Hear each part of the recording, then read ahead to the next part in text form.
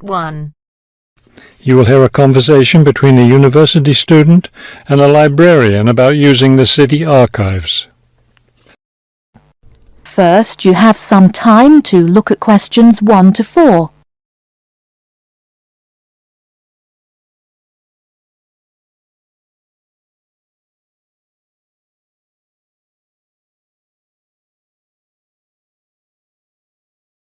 Now we shall begin. You should answer the questions as you listen, because you will not hear the recording a second time. Listen carefully and answer questions 1 to 4.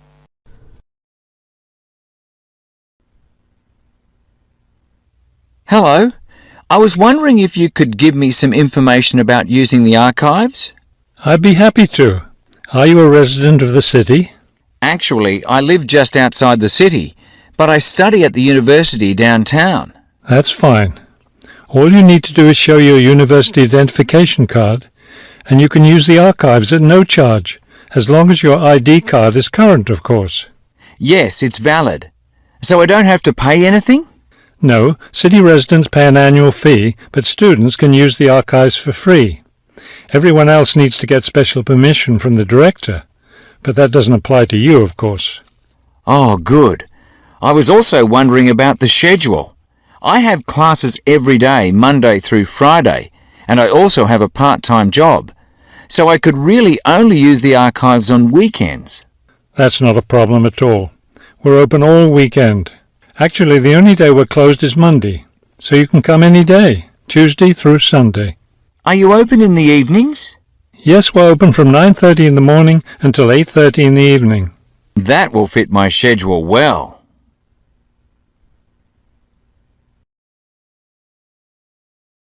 Before you hear the rest of the conversation, you have some time to look at questions 5 to 10.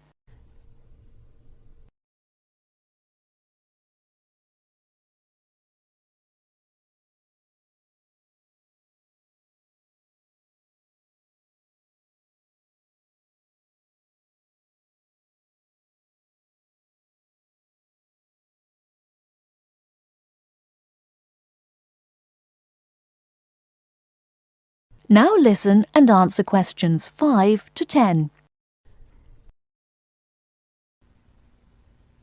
Is there something else I can help you with? Yes.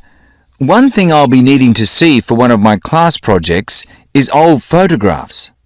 Do you have photographs of the city in the 19th century that I could look at? Yes, we store all the photographs in the basement. Those stairs over there will take you down to the photography collection. Just tell the librarian there what you're interested in, and he'll help you. Those would be 19th century photographs? Yes, the entire collection is there. Now, if you're interested in seeing documents from the 19th century, those are right here on the ground floor. I would like to see some of those documents. Does that collection include newspapers too? No, all the newspapers from the earliest ones in the 18th century up to the current time are on the second floor. Here, let me just give you this map of the archives, and you'll be able to find whatever it is you need. Thank you. Oh, I see you have a whole room devoted to maps. Yes, on the third floor. That's great, because one thing I need to do is look at how the city has developed over time. I'm sure you'll find a lot of helpful information there. Of course, some of the maps are several centuries old, so generally visitors are only allowed to see photographic reproductions of them. That shouldn't be a problem. What's this on the fourth floor? Ogden's Woolen Mill. As I'm sure you know, Ogden's Woolen Mill was the major entity responsible for the growth of this city in the 19th century. The Ogdeniers gave money for the archives to devote an entire floor to information about the history of the mill. Will I be able to find information about the Ogden family there? Photographs, personal papers, things like that? Probably the family photographs are stored downstairs in the photography collection. The personal papers would be on the 5th floor, where we keep all the personal papers of famous residents of our city. Thank you so much for your help. I'll be able to do a lot of my research here. That is the end of part 1. You now have half a minute to check your answers.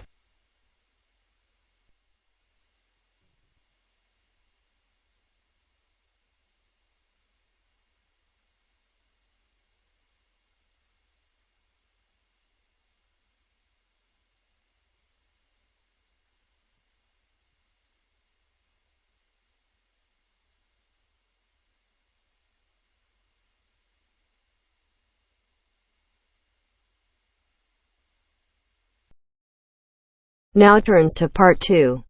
Part 2. You are going to hear a conversation. First, you have some time to look at questions 11 to 17.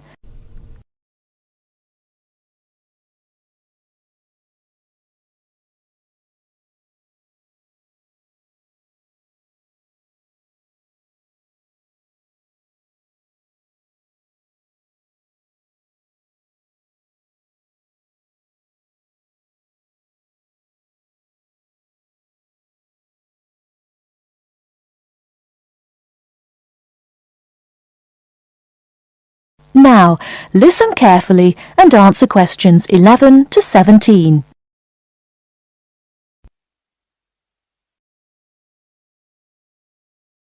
Rita speaking. What should I do for you? Oh, hi. I'd like to order some stationery. Could I know your name? Jackson Paris. Right. Can I just confirm your account number and the name of your company, Jackson? Sure. The number is 692411.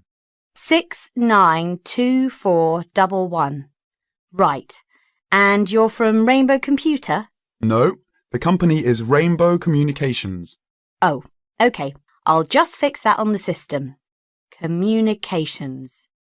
And what would you like to order, Jackson? Envelopes. We need a box of A4, that is, normal size envelopes. White, yellow or manila? We'll have the plain white, please, but the ones with the little windows. OK, one box. A4, white. Just one box, was it? On second thoughts, make those 2 boxes. We go through heaps of envelopes. As a matter of interest, are they made from recycled paper? No, you can't get white recycled paper. The recycled ones are grey, and they're more expensive actually. Right, we'll stick to white then. Something else, Jackson? Yes, we need some coloured photocopy paper. What colours do you have? We've got purple, light blue, blue, light green, whatever you want pretty much. There are 500 sheets on the pack. Let me see. We're going to need a lot of blue paper for our new price lists. So can you give us 10 packs, please? Make sure it's the light blue, though. 10 packs of the light blue. Anything else that we can help you with? Let me think. What else do we need? I'm sure there was something else. Pens, paper clips, fax paper, computer supplies, office furniture. Oh, yes. We need floppy disks. Do you have those nice coloured ones? Yes, but they're a bit more expensive than the black ones. That's all right. I'm not paying anyway. Right, floppy disks. What about diaries next year? We've got them in stock already, and it's a good idea to order early. No, I think we're all right for diaries, but something we do need is one of those big wall calendars. You know, one that shows the whole year at a glance. Do you stock those? We certainly do. OK, can you include a wall calendar then, with the other stuff? Just make sure it's got the whole year on the one side. Sure. Before you hear the rest of the talk, you have some time to look at questions 18 to 20.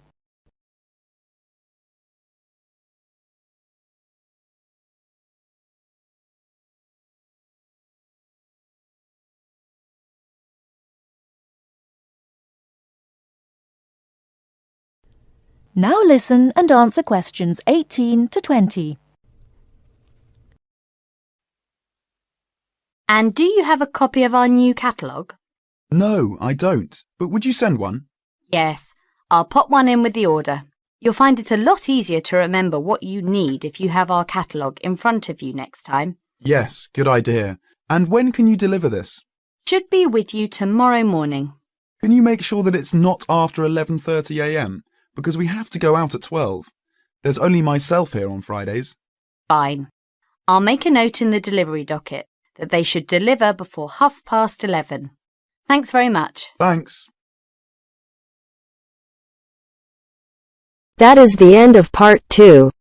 You now have half a minute to check your answers.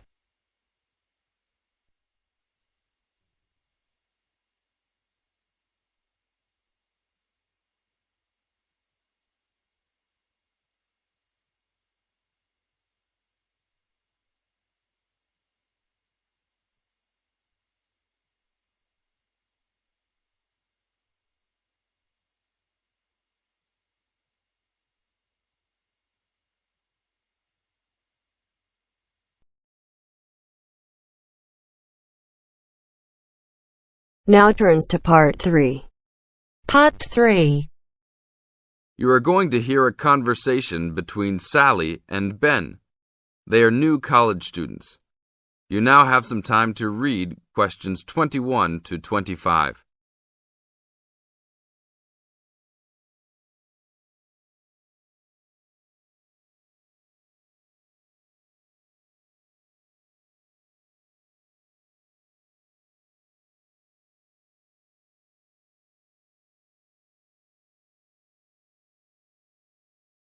Now, listen to the first part of the conversation and answer questions 21 to 25. Hi, Ben. Sally. How are you? Fine. I wondered if I'd run into you. When did you get here? I only arrived last night, just in time. I prefer to travel on Sundays to miss the working rush. I suppose you arrived in plenty of time. Oh, I've been here for 4 days now, so it must have been Thursday that I arrived. I like to have a good chance to look around and settle in. I should have come earlier too. I'm hoping to get a part-time job. Well, you've no time today, I suppose. Do you still plan to be an architect? Yes, it's what I've always wanted to do.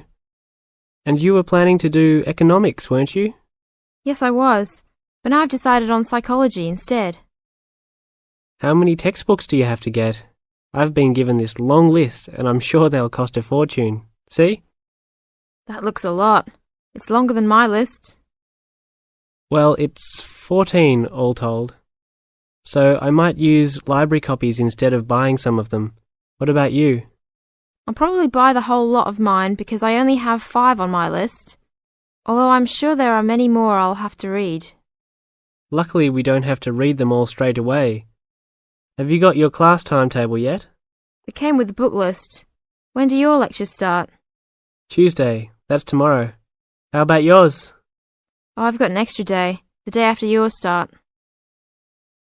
Now you have some time to read questions 26 to 30.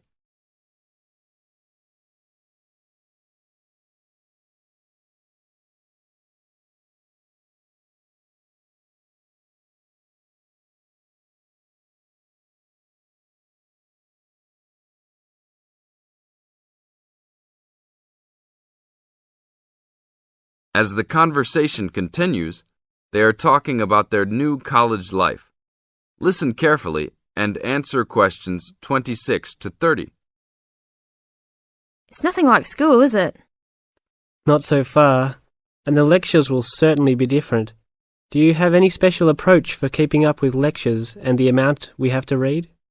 Well, I usually try to read every word in a book, in case I miss something important. So I suppose I'll try to write down every word of the lecture if I can. Oh, I couldn't do that. I'd get cramp in my fingers, and I wouldn't really hear what was being said. I usually skim a book when I read, and underline key parts, so I guess I'll try to make notes on the main points of the lecture. Have you thought of using a cassette recorder? You mean to record the lecture? Yep. Then you could make really good notes. Is it allowed? I think so. It must be. Plenty of people seem to do it. It has to be better than trying to write every word as you listen. Anyway, what's your first lecture about? Oh, it's on the Industrial Revolution. The Industrial Revolution? Sounds boring to me. Not really. It made a big difference to everything, including architecture eventually. So what's your first lecture about? It's about what separates humans from other animals. Okay. Look, I was on my way to the library to check out some of these books on my list. I have a tutorial paper to give in a couple of weeks. Oh, what's the topic? Well, I think our lecturer must have trouble thinking up topics. The topic is, why study architecture? I don't know. It could give you a chance to set out what you want to do. I guess so. Have you been given any tutorials to do yet? Yes. Mine is called Needs for Sleep. Sounds almost as interesting as mine. That is the end of Part 3. You now have half a minute to check your answers.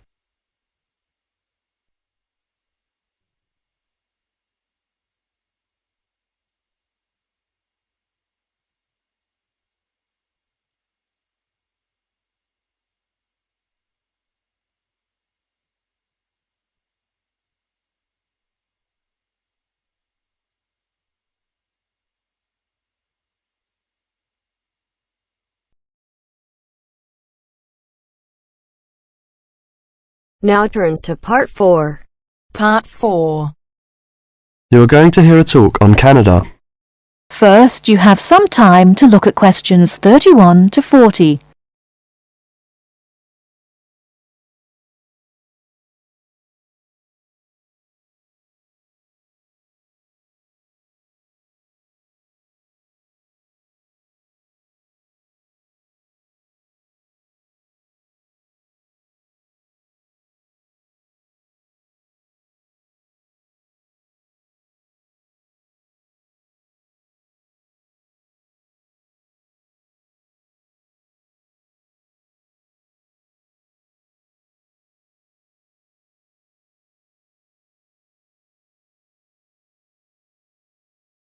Now listen carefully and answer questions 31 to 40. Good morning and welcome to this talk on Canada. Many people think of Canada as a land of ice and snow. They think of it as a young country with few inhabitants, a country of English-speaking white people. While some of this is true, it is also an inaccurate description of the country we call Canada. Canada lies in the northern half of the continent of North America. The most northern parts of Canada are sometimes called the land of the midnight sun, because at certain times of the year the sun never sets and is still shining faintly at midnight. This northern part of Canada is cold and mostly snow-covered all year round. Most of the people who live in this northern part of Canada are called Inuit or Dene. They were once called Eskimos. They are the original people of this land and are part of what are called the First Nation. As we move to the more southern parts of Canada, the land changes and so does the people. Moving from east to west in southern Canada, we travel from the Atlantic provinces of Nova Scotia, Newfoundland, New Brunswick, and Prince Edward Island. These small provinces, with small populations, border on the Atlantic Ocean. The land in these provinces is not very fertile, so fishing, forestry and mining are the main industries, although in some small areas, agriculture is also important. If we travel west from the Atlantic provinces, we come to central Canada, composed of the large provinces of Quebec and Ontario. Both provinces are rich in natural resources, have fertile land, and are the centres of industry for Canada's largest cities. Toronto and Montreal are found in these provinces. The province of Quebec is the centre of French language and culture in Canada. In fact, Montreal is the second largest French-speaking city in the world after Paris. Finally, in the far west of Canada, we come to the province of British Columbia. This province is separated from the prairies by the Rocky Mountains and is bounded on the west by the Pacific Ocean. British Columbia is often called simply the West Coast. British Columbia is an attractive place for tourists because of its mild climate, spectacular mountains, seacoast and beautiful forests. Agriculture, forestry, shipping and fishing are major industries in British Columbia. The people of this land of Canada are as varied as its landscape. The original settlers, those we call the people of the First Nations, came from Asia by crossing the Bering Strait from Siberia to Alaska. In their new environment, they developed many new languages and cultures. In the 16th century, the first Europeans arrived in eastern Canada. They came from Britain and France. By making treaties with the original inhabitants, they gradually established colonies in eastern and central Canada. After a war with France, Britain took over the French colonies in Quebec and eastern Canada. By the end of the 18th century, all of Canada was under British rule. From this time until the present century, most of the immigrants to Canada were British, Scottish and Irish. In this century, however, Canada has had an influence of settlers from all over the world. There are now hundreds of thousands of people from Asia, Africa and South America who now call Canada their home. That is the end of part 4.